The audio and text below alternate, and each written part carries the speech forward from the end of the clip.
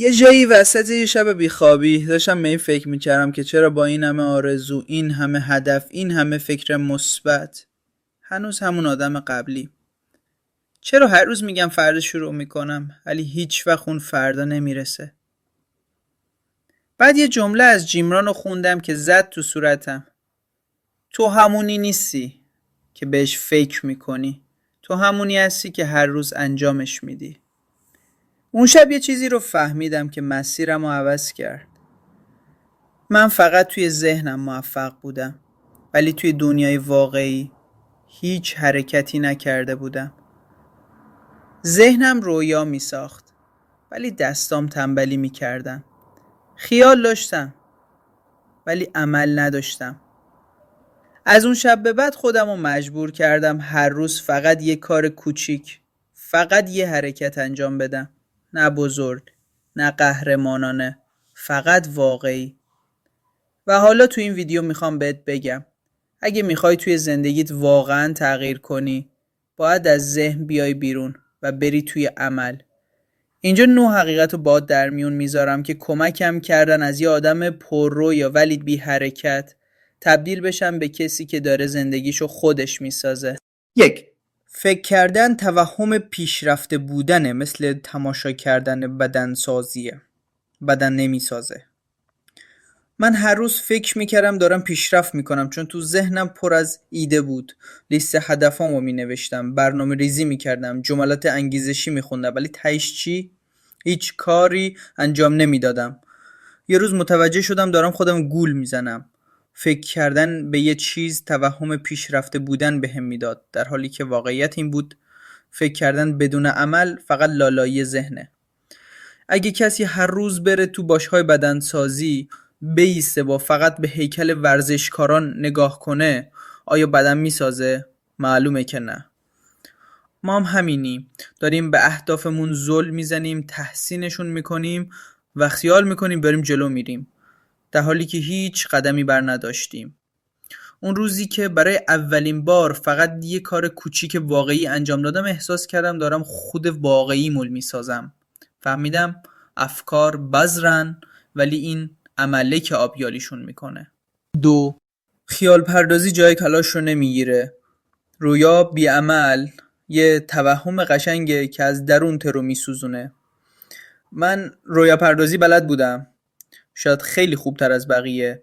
خودم رو تو صحنه موفقیت میدیدم، تو استیج در حال سخنرانی، ثروتمند، محبوب. ولی وقتی چشم باز میکردم همه چی سر جاش بود. همون اتاق، همون کارای عقب افتاده، همون آدم بیانگیزه.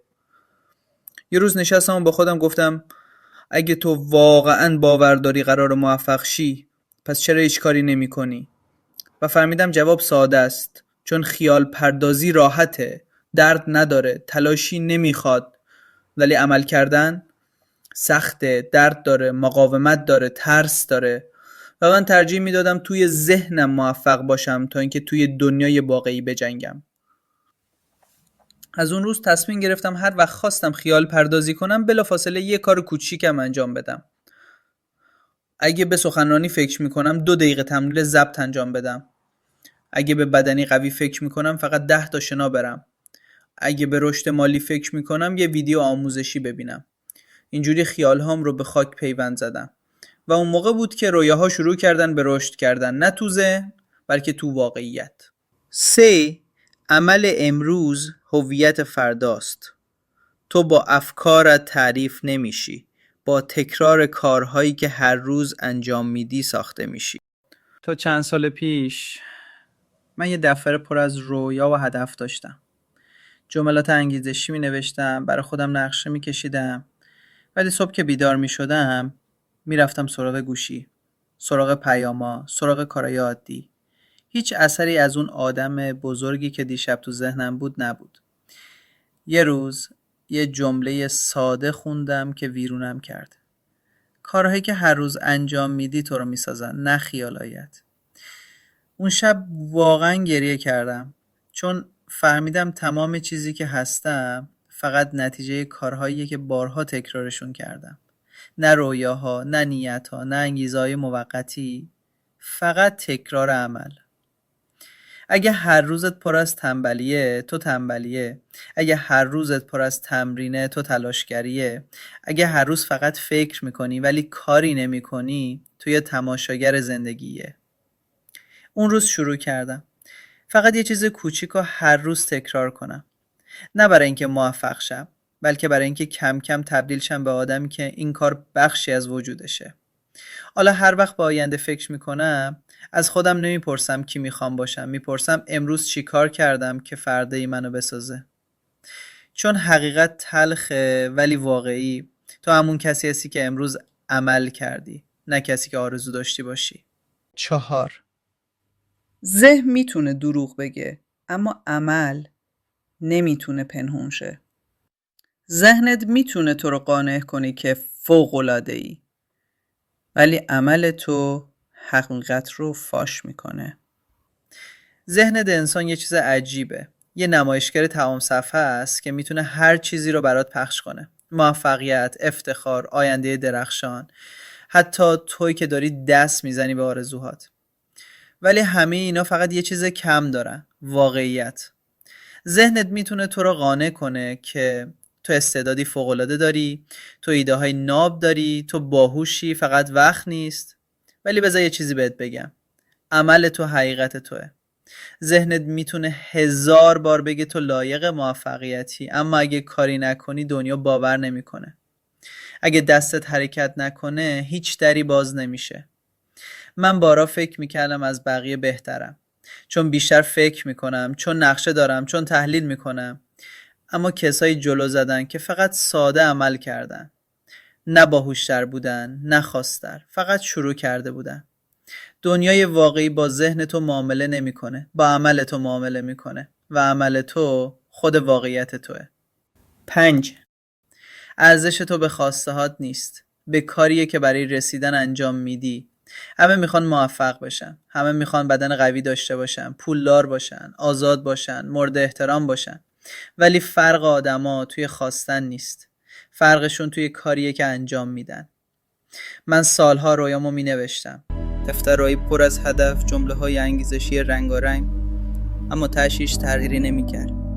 تا اینکه یه بار یه جمله دیدم که مثل سیلی زد تو صورتم: دنیا به خواسته هات پاداش نمیده، به تقلاهات پاداش میده.